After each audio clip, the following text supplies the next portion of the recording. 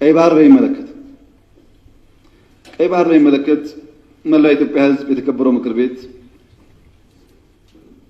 በአንክሮ እንዲያይ የሚፈልገው ነገር አለ። እኛ የቀይ ባህር ጉዳይ ህጋዊ፣ ታሪካዊ፣ መልክዓ ምድራዊ እና ኢኮኖሚያዊ ጥያቄ ነው ብለን እናምናለን። ይሄ ጥያቄ አንዳንዱ ነገ ካልተመለሰ ይላል፣ አንዳንዱ ነገ እኔ ስመጣ ካልጀመርኩት ይላል። ሁለቱም አያስፈልግም። ቀይ ባህርን ኢትዮጵያ ለማጣት 30 ዓመት ከዚያ በላይ የወሰደ ትግል ነበር። ታውቃላችሁ። በ30 ዓመት ትግል ውስጥ በብዙዎች ርብርብ ነው ኢትዮጵያ ያጣችው። ሌላ 30 ዓመት ያስፈልጋታል ብዬ ግን አላስብም። በተረጋጋ መንገድ፣ በሰከነ መንገድ በውይይት መሄድ በጣም አስፈላጊ። የፈለገ ብንወያይ ግን ለማጣት የፈጀብን 30 ዓመት ለማግኘት ይፈጅብናል ብዬ ግን አላስብም። ጊዜው ግን በቂ ስለሆነ በተረጋጋ መንገድ ማየት ያስፈልጋል። ምክር ቤት የኢትዮጵያ ሕዝብ እንዲያም ፈልገው ግን ጥያቄው ስናነሳ አንዳንዱ ሾርት ስለሆነ ሚሞሪው ዛሬን ብቻ ስለሚያስብ ትንሽ ዳራው ልስጣችሁ። መጀመሪያ ኢትዮጵያን የቀይ ባህር አክሰስ ያሳጣው ውሳኔ ማን ወሰነው? ካቢኔው ይሆናል ብለን የካቢኔውን ዶክመንት ብናገላብጥ የለም፣ ካቢኔው አያውቀውም። አይ የለም ምክር ቤት ይሆናል የወሰነው ብለን ብንወስን ምክር ቤቱም አልነበረ፣ ምክር ቤት አያውቀውም ውሳኔው። የለም የኢትዮጵያ ሕዝብ በሪፈረንደም ወስኖ እንዳይሆን እንዳይባል ነበርን እኛም ያኔ። የኢትዮጵያ ሕዝብ ያልወሰነው ተወካዮቹ ያላዩት ቢያንስ ካስፈጻሚ ካቢኔ ያላየው ውሳኔ ማን ወሰነው? ማጣትን የሚያክል ነገር ያጣንበት መንገድ ህጋዊነት ችግር እንዳለው ማሳያው ተቋሞች አልገቡበትም። ካቢኔው አያውቀውም። አንድ ገጽ ወረቀት ማግኘት አልቻልንም። እንዴት እንዳጣ ነው የሚያስረዳ እና ህዝብ የማያውቀው፣ ፓርላማ የማያውቀው፣ ካቢኔ የማያውቀው የኢትዮጵያን የባህር አክሰስ ውሳኔ የሚያሳጣ ነገር የወሰነው ማን ነው የሚል ጥያቄ ማንሳት እንዴት ስህተት ሊሆን ይችላል? ካለ ይነገረን።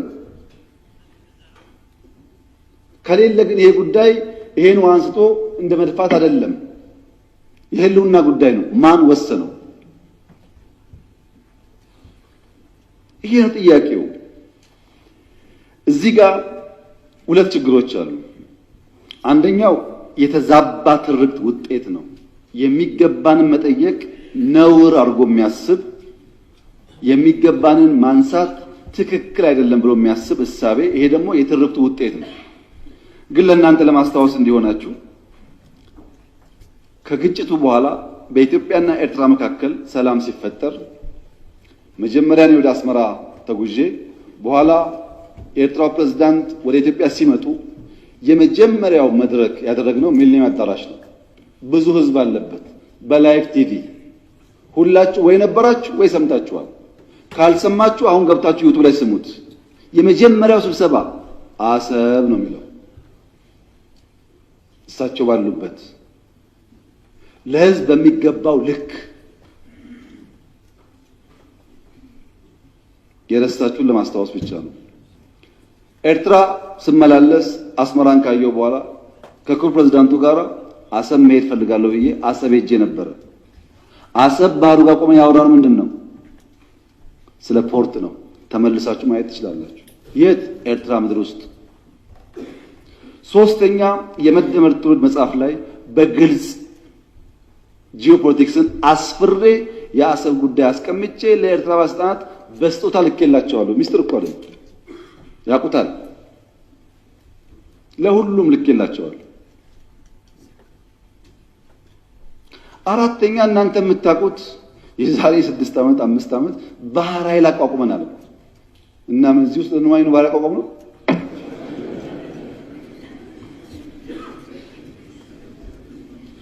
ለምን ሰዎች ይሄን ደምሮ ማየት እንደሚቸገሩ አይገባኝም። ኢትዮጵያ ቀይ ባህር እንደሚያስፈልጋት ከለውጡ በፊትም እናምን ነበር፣ እንናገር ነበር። ያኔ መደመጥ አንችልም። ከጀመርንበት ቀን አንስቶ ግን ንግግሩ አለ። ያ ንግግር ግን ሰላማዊ መሆን አለበት።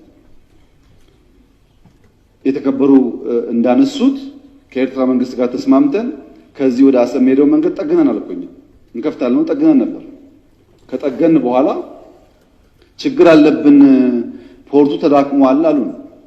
አሁን አንዳንዶች ልክ ጸቡ እንደ ኦቨርናይት የመጣ ያስለሰዋል። እንደዛ አይደለም ታሪኩ፣ ስለማንናገረው ነው። መንገድ ጠግነን ከጨረስን በኋላ ፖርቱ ችግር አለበት ሲሉ የጋራ ወዳጅ የሆነ ሀገር ለምነን ጄኔሬተር እና ክሬን በእርዳታ ወደ ኤርትራ እንዲመጣ አድርገን አሰብ ፖርት ሲደርስ የኤርትራ መንግስት አልፈልግም ብሎ መለሰ። ያኔ ነው የገባን ይሄ ነገር ለካ ተስፋ የለውም የሚለው። መንገድ ጠገን ለምንም ብናመጣም ፍላጎት አልነበረም። ወደ ኤርትራ ልክ እንደ ሱዳን ልክ እንደ ጅቡቲ በእኛ ውጪ ፓወር ትራንስሚሽን ቀጥለን ፓወር እንስጣችሁ ጄኔሬተር አትጠቀሙ ብለንም ቆይ እናስብበት ነው የተባለው። አሰብ ሲሄድ የአሰብ ከተማ ቅድም ብያቸዋለሁ፣ ኢትዮጵያ ውስጥ የቤት ችግር አለ። 1.5 ሚሊዮን ቤት መገንባት አለብን ብያቸዋለሁ። አሰብ ሲሄድ ቤት አለ፣ በር አለ፣ ሰው የለም። ይሄ እውነተኛ ታሪክ ነው። ይሄንን ከተማ መልሰን ህይወት እንስጠው፣ ስራ ነው ህይወት የሚያመጣለት የሚል በየጊዜው ተነጋግረናል። ሁሉም ኢንቮይ የሚሄደው ተወያይቶበታል። በኤርትራ በኩል በግልጽ ባላወቅነው መንገድ ለዚያ ጉዳይ ምላሽ ለመስጠት ብዙ ዝግጁ አልነበሩም። እሱ ቀርቶ የከፈትናቸው ወደቦች፣ ድንበሮች በሰሜን የከፈትናቸው ወዲያው ተዘጉ። ታስታውሱ ከሆነ የተዘጉት እኮ አሁን አይደለም። እናንተ ችግር እንዳለ ሳትሰሙ ነው የተዘጉት።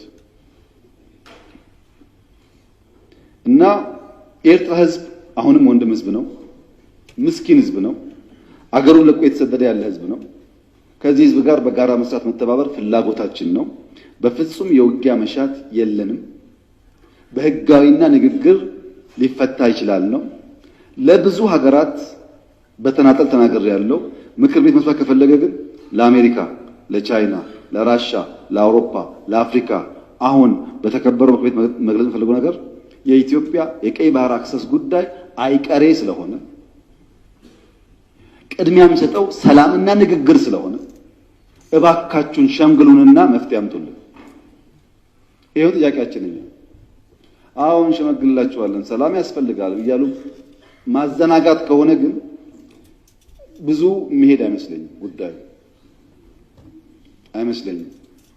ይሄ እኔ ስለፈለጋችሁ አይደለም፣ ናቹራሊ አይሆን ነገር ይሄው በአንድ ቀንም አንመልሰውም፣ በአንድ ቀንም አላጣ ነው። ናቹራል ሂደቱን ተከትሎ ይሄዳል። እዛው ላይ ጥያቄው የተነሳው የውስጥ አጀንዳን ዳይቨርት ለማድረግ ነው ያሉት የተከበሩት። በእርግጥ ይሄን ነገር ከኤርትራውያን ሰምተናል፣ ብዙ ጊዜ ነግረውናል። ለምን ምክር ቤት እንደመጣ አላወቅኩም እንጂ ኤርትራውያን ይሄ ጉዳይ የሚነሳ ያለው የውስጥ ጉዳያቸውን ዳይቨርት ለማድረግ ነው ብለውናል። እንዴት ዞሮ እዚህ እንደመጡ ባይገባኝም ማለት ነው።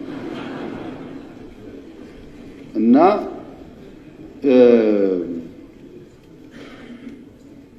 በፍጹም አይደለም። ኢትዮጵያ ውስጥ ዳይቨርት የሚደረግ ነገር የለም። ልማት ነው ያለው። ኢትዮጵያ ውስጥ አቃፊ መንግስት ነው ያለው። ምንም ዳይቨርት የሚደረግ አጀንዳ ያለው የህዝብ መንግስት ነው ያለው። ለህዝብ የሚሰራ መንግስት ነው ያለው። ውጤት እያመጣ ያለ መንግስት ነው ያለው። በብዙ አፍሪካ ወንድሞቻችን የሚቀናበት መንግስት ነው ያለው።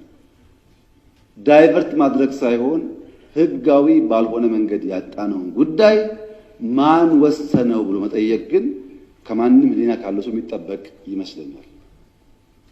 እና በዳይቨርሽን ታይቶ ትርክቱ እንዳይበላሽ የእናንተም ታሪክ እንዳይበላሽ ብታስቡበት። እኔ የምሰጋው ነገርየው ሲሳካ ደግሞ ያኔም ብለን ነበር እንዳትሉ ነው። እና ሚሊየን% እርግጠኛ ነኝ ኢትዮጵያ ተዘግታ አትኖርም። ማንም ፈለገም አልፈለገም አትኖርም።